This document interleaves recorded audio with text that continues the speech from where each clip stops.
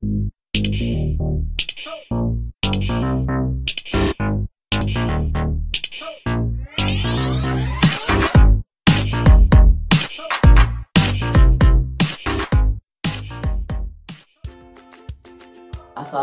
warahmatullahi wabarakatuh.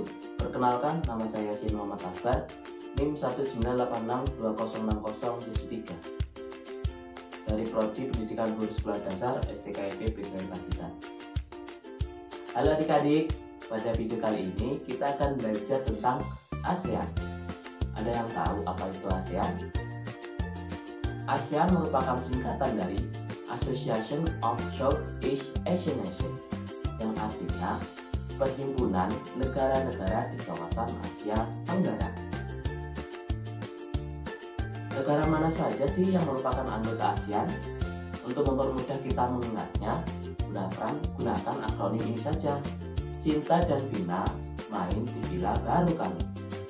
Sin Singapura, Ta Thailand, Vina Filipina, Ma Malaysia, In Indonesia, V Vietnam, La Laos, Baru Brunei Darussalam, K Kamboja, Mi Myanmar. Nah, adik-adik, itu dia negara-negara yang merupakan anggota dari ASEAN. Asal kalian tahu, 5 negara pertama yaitu Singapura, Thailand, Filipina, Malaysia, dan Indonesia merupakan negara penggagas pertama berdirinya ASEAN. Nah, sekarang apa sih tujuan dibentuknya negara ASEAN? Dulu, negara-negara di kawasan Asia Tenggara sering sekali mengalami konflik. Karena sering mengalami konflik, akhirnya para pemimpin negara-negara di kawasan Asia Tenggara pun sadar bahwa diperlukannya kerjasama untuk mengurangi sikap saling curiga dan juga konflik yang ada. Selain itu, mereka juga berpikir bahwa diperlukannya sebuah wadah untuk meningkatkan kerjasama di antara negara-negara kawasan Asia Tenggara. Pada akhirnya, pada tanggal 8 Agustus 1967, dibentuklah sebuah organisasi kawasan yang disebut dengan ASEAN. Nah, itu dia secara singkat berdirinya ASEAN. Jadi, tujuan dibentuknya organisasi ASEAN ini adalah untuk meningkatkan kerjasama antar negara-negara anggotanya. Nah, adik-adik, bentuk kerjasama yang ada di organisasi ASEAN ini yaitu kerjasama di berbagai bidang, mulai dari bidang politik, bidang sosial budaya, bidang pendidikan, dan juga bidang ekonomi. Nah, adik-adik, pada video kali ini kita juga akan belajar tentang bentuk kerjasama negara-negara ASEAN di bidang ekonomi. Apa sih penyebab negara-negara di kawasan Asia Tenggara itu mau bekerja sama di bidang ekonomi? Jadi ada beberapa faktor yang menjadikan negara-negara di kawasan Asia Tenggara mau bekerja sama di bidang ekonomi, yaitu adanya perbedaan dan kesamaan sumber daya alam di negara-negara di kawasan Asia Tenggara. Nah, jadi adik-adik, hampir semua sumber daya alam di negara-negara kawasan Asia Tenggara berupa hasil pertanian dan pertambangan, kecuali Singapura. Kenapa? Karena wilayah Singapura sangat sempit sehingga sumber daya alamnya sangat terbatas. Berbeda dengan negara-negara lainnya yang mengandalkan sumber daya alam, Singapura justru mengandalkan di sektor perdagangan. Jadi, negara-negara di kawasan Asia Tenggara menjual hasil sumber daya alamnya ke Singapura untuk diolah menjadi berbagai kebutuhan pokok.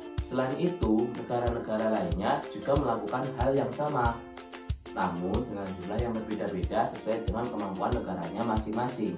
Lalu kesamaannya banyak negara-negara di kawasan Asia Tenggara memiliki sumber daya alam di bidang pertanian seperti negara kita, Filipina, Thailand, Malaysia, Vietnam, Myanmar, Laos, dan juga Kamboja. Sama-sama disebut negara agraris karena mengandalkan sektor pertanian di bidang pertanian. Loh, kenapa kok bisa sama? Nah, adik-adik, kesamaan sumber daya alam itu dipengaruhi oleh kondisi geografis. Negara kita atau negara-negara di kawasan Asia Tenggara terletak di garis khatulistiwa, yang berarti kita tergolong daerah tropis dan memiliki dua musim, yaitu musim kemarau dan musim penghujan.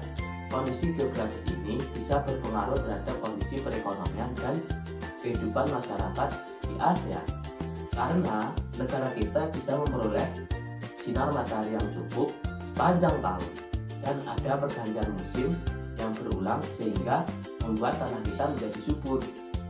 Dampaknya banyak sekali tumbuhan yang dapat tumbuh di daerah tropis dan mempermudah sebagian besar negara untuk bercocok tanam.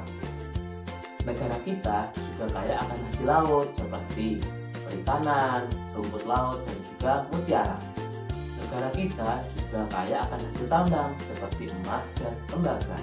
Selain itu, juga kaya akan hasil hutannya seperti perkayuan. Nah, satu lagi nih yang bisa dijadikan sebagai sumber pemasukan negara kita, yaitu pariwisata alam dan budaya. Caranya melalui wisatawan asing yang ingin berlibur dan menikmati keindahan alam di negara kita. Memang tidak semua sumber daya alam di suatu negara tersedia di negara tersebut.